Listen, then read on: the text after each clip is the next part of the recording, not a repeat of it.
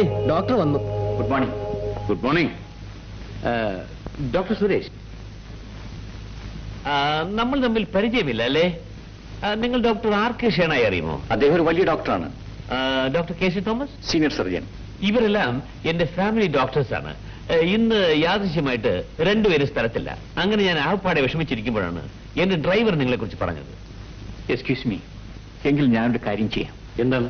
എന്റെ പരിചയത്തുള്ള ഏതെങ്കിലും ഒരു വലിയ ഡോക്ടറെ ഞാൻ ഏർപ്പാട് ചെയ്തു തരാം. ഡോക്ടർ എന്നെ തെറ്റിദ്ധരിച്ചു. ഞാൻ ഒരു തുറന്ന പ്രകൃതക്കാരനാണ്. ഒന്നും മറച്ചു വെച്ച് സംസാരിക്കുന്നത് എനിക്കിഷ്ടമല്ല. ഡോക്ടറെ എനിക്ക് പരിചയമില്ലാത്തതുകൊണ്ടാണ് ഞാൻ അങ്ങനെ സംസാരിച്ചത്. എങ്കിലും എന്തോ ഡോക്ടറോട് എനിക്കൊരു പ്രത്യേകത തോന്നുന്നു. എനിക്ക് 2 പെൺമക്കളാണ്. മൂത്തവൾ ശ്രീദേവി, ഇളയവൾ ഗീത. ചേച്ചി രാവിലെ ബാഡ്മിന്റൺ കളിച്ചോണ്ടിരുന്നപ്പോ തലയിറങ്ങി വീണു. കേട്ടോ, രാവിലെ നടന്ന സംഭവമാണ്. മണിക്കൂറുകൾ കഴിഞ്ഞാണ് എന്നെ അറിയുന്നത്. ഒരു നമുക്ക് മുകളിലേക്ക് പോകാം.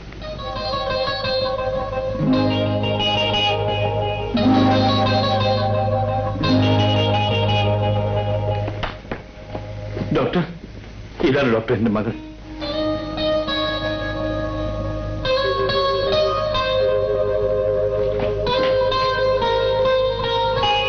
ജീവിതത്തിൽ ഞാൻ എന്തും സഹിക്കും ഡോക്ടർ. പക്ഷേ എന്റെ കുഞ്ഞുങ്ങൾക്കൊരു ജലദോഷമാണെന്ന് കേട്ടാൽ ഞാൻ ആകെ തളർന്നു പോകും.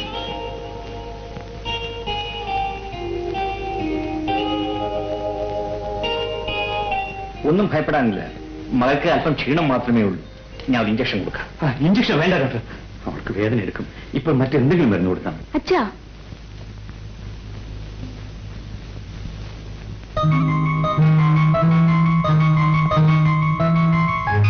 അയ്യോ ഡോക്ടർ, പതുക്കെ, വേദന എടുക്കരുത്.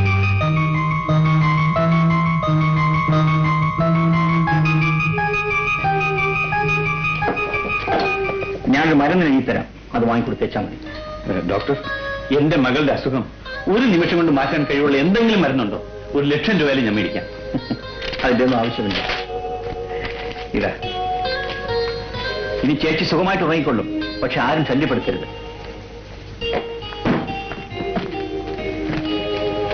അപ്പൊ ഞാൻ വരട്ടെ. ശരി ഡോക്ടർ, അവൾ ഉണരുമ്പോൾ ആഹാരം എന്ത് കൊടുക്കാം? ബോൺവിറ്റായോ ഹോർലിക്സോ? പൊടിയരി ഉണ്ടെങ്കിൽ അല്പം കഞ്ഞി വെച്ച് കൊടുത്താൽ മതി.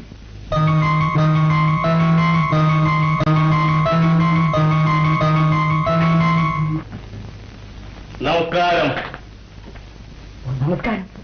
കഴിഞ്ഞ 10 വർഷക്കാലമായി ഈ നിയോജക മണ്ഡലത്തിലെ മനസ്സിലായി എപ്പോഴാ വരുന്നതെന്നും എപ്പോഴാ പോകുന്നതെന്നും തെരഞ്ഞെടുപ്പിന്റെ കാര്യമല്ലയോ, അതതിന്റെ ഒരു പൊതു സ്വഭാവമാണ്. അല്ല, വന്നു കഴിഞ്ഞാൽ ഒരു പിടിയാ. രാഷ്ട്രീയം വന്നു കഴിഞ്ഞാൽ പിന്നെ ഒരൊറ്റപ്പിടിയാ. സാർ പറഞ്ഞ വളരെ ശരിയാ. മിസ്റ്റർ, ഇത് വയറിന്റെ പ്രശ്നമാണ്. അയ്യോ, വയറിന്റെ പ്രശ്നത്തിലേക്ക് വേണ്ടി രാഷ്ട്രീയത്തിലേക്ക് ഇറങ്ങി തിരിച്ച കാലുമാറ്റക്കാരനെ അവർ MLA ആണ് അങ്ങനെ എനിക്ക് അഭിപ്രായമില്ല. സത്യമായിട്ട് അഭിപ്രായം. കാലുമാറ്റക്കാരനോ? MLA? ഞാനോ? നിങ്ങൾ എന്തോന്നാണ് ഈ പറയുന്നത്? കഴിഞ്ഞ 10 വർഷക്കാലമായി ഈ നിയോജക മണ്ഡലത്തിലെ ഏക വൈദ്യുതകാരനാവും ഞാൻ. ആണ്ട കിടക്കുന്ന അത് പറ. അപ്പൊ രോഗിയാണല്ലേ? തനിക്ക് പ്രാന്തം ഉണ്ടല്ലേ? ഇത് ആശുപത്രിയാണ്. ശബ്ദം ഉണ്ടാക്കരുത്, ഉറക്കെ സംസാരിക്കരുത്. അപ്പൊ അത് രോഗികളെ ഇറക്കണം. മനസ്സിലായി? എന്റെ പൊന്നക്കണ്ട അദ്ദേഹം ഈ വൈദ്യുതി വേറെ വരുമ്പം ഞാൻ ഉറക്ക വർത്താനം പറയും, ഉറക്ക നടക്കുകയും ചെയ്യും. അദ്ദേഹം ഇങ്ങോട്ട് നോക്കിക്കേ.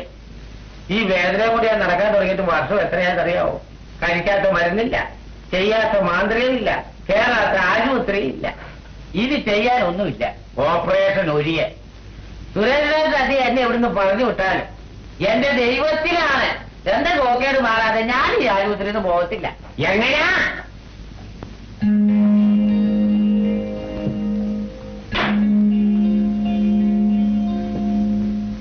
ഡോക്ടർ, 35-ാം നമ്പർ ബെഡിലെ രോഗിയുടെ കേസ് ഷീറ്റ്. ഈ രോഗി ഡോക്ടറെ കാണാൻ പോകും.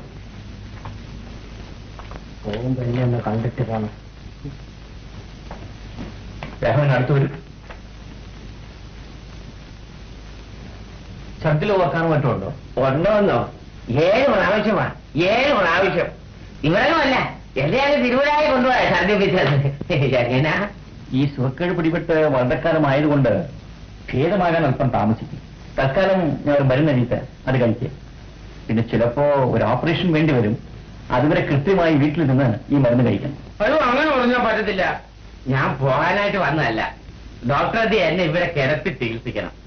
അങ്ങനെ അറിയാൻ പാടില്ല. ഇതാ അവൻ വന്നാലുണ്ടല്ലോ മറ്റവൻ ബൈക്ക് വേദന എന്നെ കൊണ്ടേ അങ്ങ് പോകത്തുള്ളൂ. അതുപോലെ തന്നെ ഓപ്പറേഷൻ അത് ഞാൻ മരിച്ചാലും സമ്മതിക്കത്തില്ല. രാഘവനെ ഇവിടെ കിടത്തി ചികിത്സിക്കേണ്ടതാണെന്ന് എനിക്കറിയാം. പക്ഷെ തൽക്കാലം ഇവിടെ ബെഡൊന്നും ഒഴിവില്ല. ഒഴിവരുമ്പോ ഞാൻ അറിയിക്കാം. ഇപ്പൊ ഈ മരുന്നുകൊണ്ട് കഴിക്കും. ബെഡ് ഒഴിവരുമ്പോ ഞാൻ അറിയിക്കും. ശരി, പോയിക്കോളൂ. ഈശ്വരാധീനം നമുക്കുണ്ടച്ച.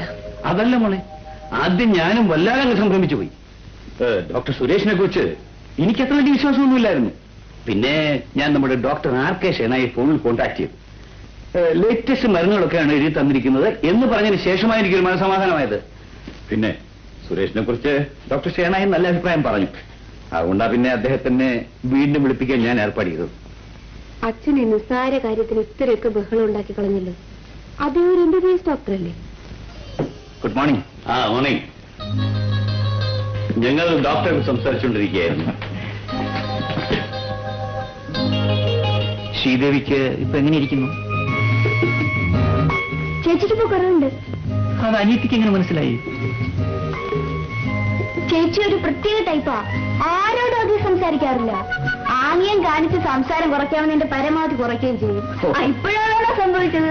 അങ്ങനെയാണോ? അതെനിക്കറിയാൻ പാടില്ലായിരുന്നല്ലോ. ഇനിയുണ്ട് ഡോക്ടർ, കേൾക്കണോ? ചേച്ചി രാവിലെ എഴുന്നേക്കുമ്പോ തന്നെ തീരുമാനിക്കും ഇന്ന് എത്ര വാക്ക് സംസാരിക്കണമെന്ന്. അതിൽ കുറയുന്നതല്ലാതെ ഒരക്ഷരം പോലും കൂടത്തില്ല. അതേതായാലും നല്ല സ്വഭാവമാണ്.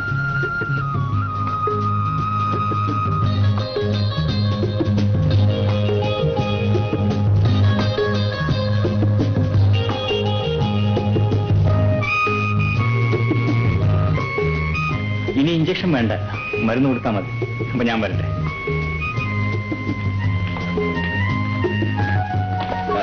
ഡോക്ടർ സുരേഷ്, എക്സ്ക്യൂസ് മീ, ഇതെന്റെ സന്തോഷം. No thanks. എന്തെങ്കിലും വിശേഷമുണ്ടെങ്കിൽ അറിയിക്കണം. ചേച്ചി, പണം കൊടുത്ത് ആരെയും വിലയ്ക്ക് വാങ്ങാമെന്നായിരുന്നല്ലോ അച്ഛന്റെ തത്വശാസ്ത്രം. അതേതായാലും പൊളി. അച്ഛൻ കൊടുത്ത പണം ഡോക്ടർ വാങ്ങിയില്ല.